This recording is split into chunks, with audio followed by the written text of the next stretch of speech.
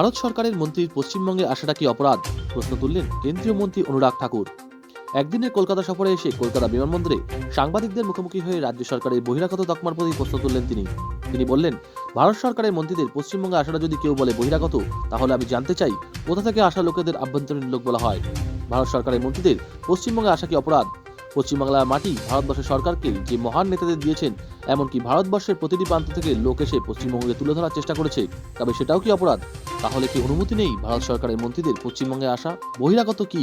পশ্চিমবঙ্গ ভারতবর্ষের একটা গুরুত্বপূর্ণ অংশ, এখানে আসার অধিকার সবার রয়েছে। পশ্চিমবাংলার মাটি থেকেই ডাক্তার শ্যামাপ্রসাদ মুখার্জি কাশ্মীরে গিয়ে এক দেশে দুই বিধান দুই প্রধান থাকতে পারে না, এই নীতি নিয়ে গেছিলেন। ওনার স্বপ্ন পূরণ করেছে ভারতীয় জনতা পার্টি। জম্মু কাশ্মীর ভারতের অভিন্ন অংশ হয়েছে, কারণ ডাক্তার শ্যামাপ্রসাদ মুখার্জি কলকাতা থেকে কাশ্মীর গিয়ে সোচ্চার হয়েছিলেন। কিন্তু আজ কলকাতা কথা উঠছে বহিরাগত। আমার মনে হয় এখানে যে ধরনের বিচারধারা চলছে, সেটা এখনই অঙ্কুশ লাগানোর প্রয়োজন। भारत सरकार के मंत्री का पश्चिम बंगाल में आना, अगर कोई इसको कहता है बाहर से आना, तो मैं पूछता हूँ कहाँ से आने वाले को अंदर का कहा जाता है? क्या भारत सरकार के मंत्री का पश्चिम बंगाल में आना गुनाह है?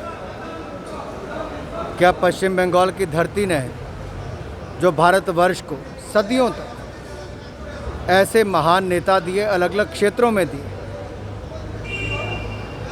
और वहीं भारत के कोने कोने से लोगों ने आकर पश्चिम बंगाल को खड़ा करने का प्रयास किया है, तो क्या वो अपराध है?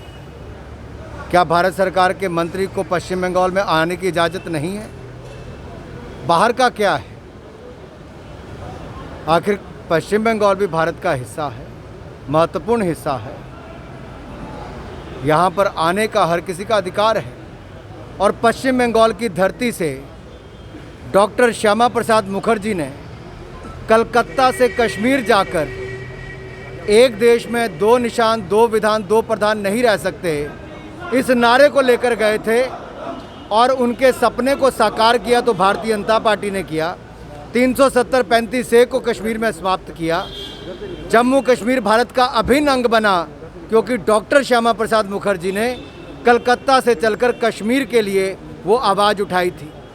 लेकिन आज कलकत्ता में वो बात उठती हो, कोलकाता में कहा जाता हो कि बाहर से आए हैं, तो मुझे लगता है एक बार फिर से सोचना चाहिए ये किस तरह की विचारधारा यहाँ पर पनप रही है।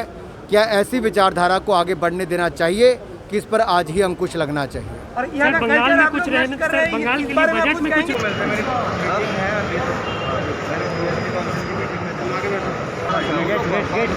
तो 3:30 बजे खाली मीटिंग है, वहाँ पे मिल लेते हैं। सर महाराज मैं किसको देखना है? वुडलैंड में जाएंगे सर, आपको ठीक है सर।